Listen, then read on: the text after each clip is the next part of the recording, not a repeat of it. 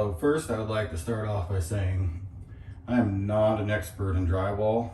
This is literally my first time doing drywall. I've watched some videos, etc., and I'm kind of learning as I go. Probably going to be a little short video today. I'm finishing up drywall in this closet I built, and it's in a basement, so I got some ductwork going through it, and I'm trying to close off the ductwork as best I can. So I come over here and I made this piece to go between the two pieces of ductwork. Yeah, that was an accident. I wasn't thinking very clearly. I screwed a board down from the other side to hold this up. It was here, so I could use construction adhesive to stick this in here. There's nothing back behind here. It's just empty. I don't foresee any reason anybody would ever need back there. So I'll fill this in and we'll cover it up. And then I'm just gonna paint the ductwork. So we got a steel beam back here, and I glued this piece on, and I'll probably glue another piece up to fill the crack. And I don't know what I'll do over there. Probably not much. So I thought I'd kind of show you my little process. I have this piece here I need to fill in, and you can see I've made some marks here. So the first thing I did was I measured from here to kind of an approximate end point. Drywall, you can't really get it like this skinny. It's just like dust held between paper. It does not hold together that good. So anything less than about a ½ inch is just too fragile.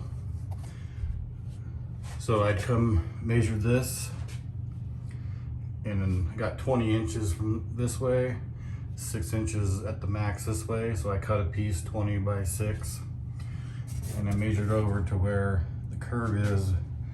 This is the last place that is 6 inches from the ceiling.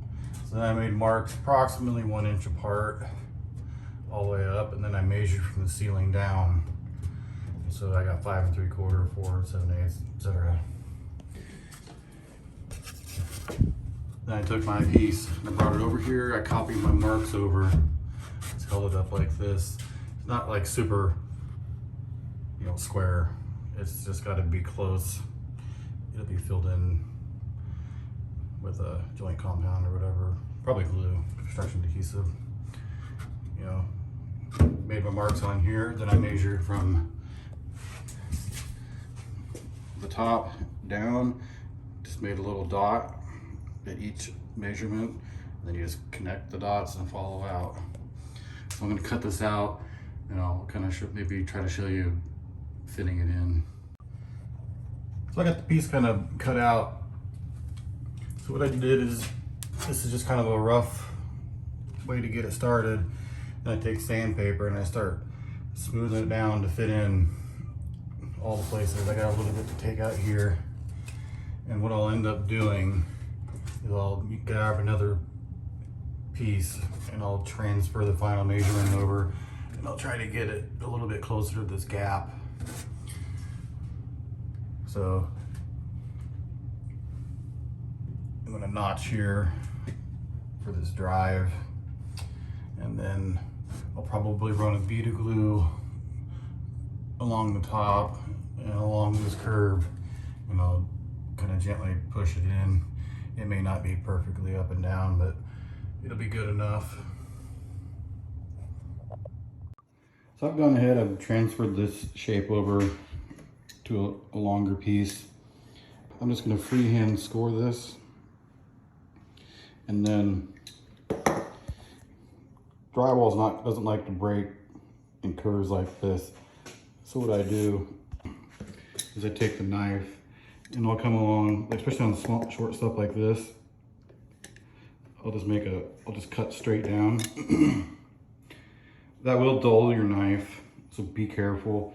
A lot of people say not to do that, but you can get blades pretty cheap.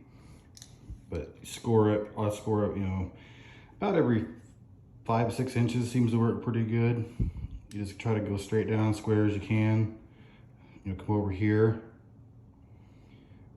and I'll probably have to cut with the jab saw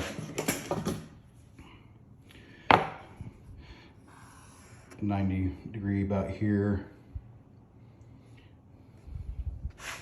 So what I'll end up doing is I'll do that for this part, and then I will cut a straight line from here to here, and I'll cut smaller pieces out. So I took the first piece I made. This is a little wasteful. This is all scrap anyway. I took a piece of cardboard and I held it up there, and I kind of just I made a mark where the cardboard went, and I tried to make it oversized. So that way, you know, I'll just sand it off. It's kind of quite a process, but I think it'll definitely be worth it in the end. It'll be a pretty clean look. So I'll go ahead and I'll bring it back in a little bit when I get this cut out. So I got this final piece cut out. It's, you know, pretty rough. I'm gonna use sandpaper. I'm gonna smooth it out. I'm gonna do kind of the same process I did on the other piece. I'm gonna hold it up there, and I will slowly sand off and try to fit it and get it in to where it looks pretty close.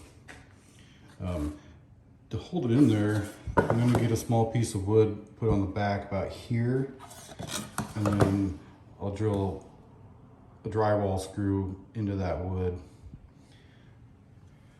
That'll give me, you know, then I'll do that, and then I'll put another screw over to the side, leave it sticking out. That'll give me something to pull on and hold on to. Then when I'm done, I can back the screws out. That wood will fall off, but it's not really anywhere that's going to cause any issues. All right, I got the piece all shaped. It fits in there, you know, pretty good. Some gaps here and there, but you know, it'll be filled. So there's that little piece of wood I put on the back. So I just ran these 2 shorter screws in. They're not all the way in, just to hold it up. This is a slightly longer one. That way I got something to grab onto to put her in there. So I'm gonna go ahead and get this construction adhesive put up, and then I'll slide it in there, and then it'll take like 8 hours, and it should be good enough where I can pull those screws out. All right, I got that piece glued up in there. Ran out of construction adhesive, but there should be enough on there to hold it in place. And then we'll fill the rest in with some joint compound and tape over it. I don't know if I'll tape over it. I'll figure something out. So, yep, in 8 hours I come back, take the screws out, and I can start finishing it off. You know, all this, I'm just gonna paint all the ductwork.